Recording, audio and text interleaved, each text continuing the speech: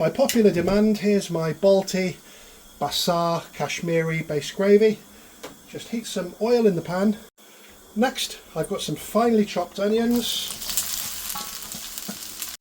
I'm using vegetable oil in typical Balti fashion. We're just going to fry off those onions.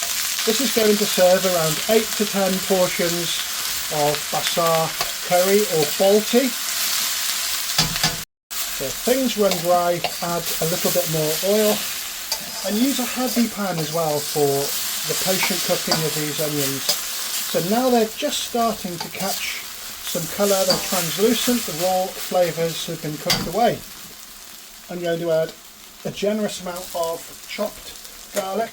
Next I'm going in with some whole fresh chilies. Adjust that to your taste. Whatever you do to this base gravy, remember your final curries or Baltis are going to taste exactly what you put in here. So I like it nice and spicy.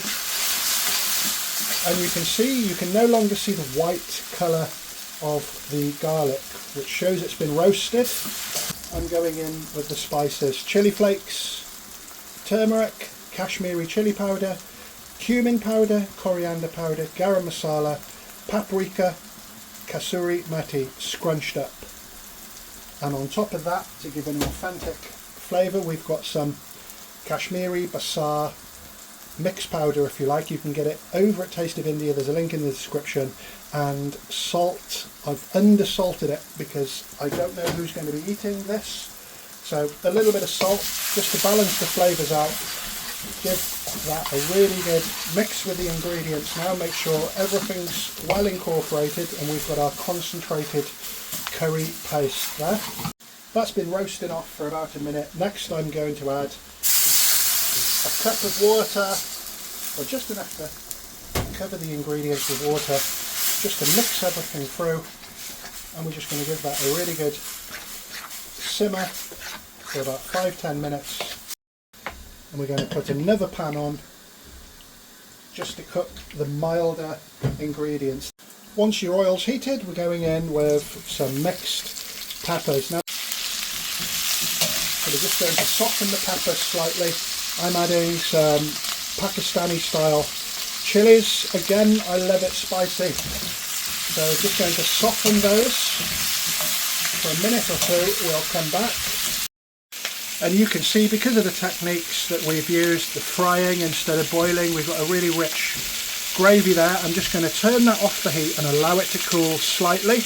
We're just going to cook the peppers so they still have a little bit of resistance in the final dish. We don't want them to disappear or disintegrate.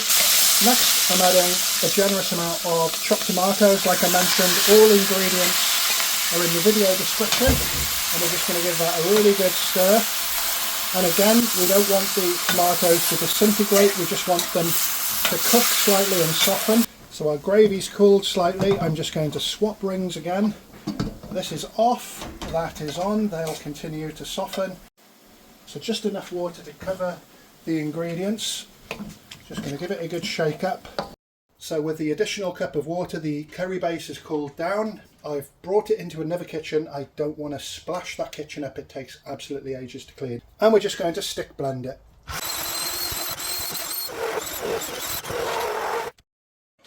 So that's the gravy blended.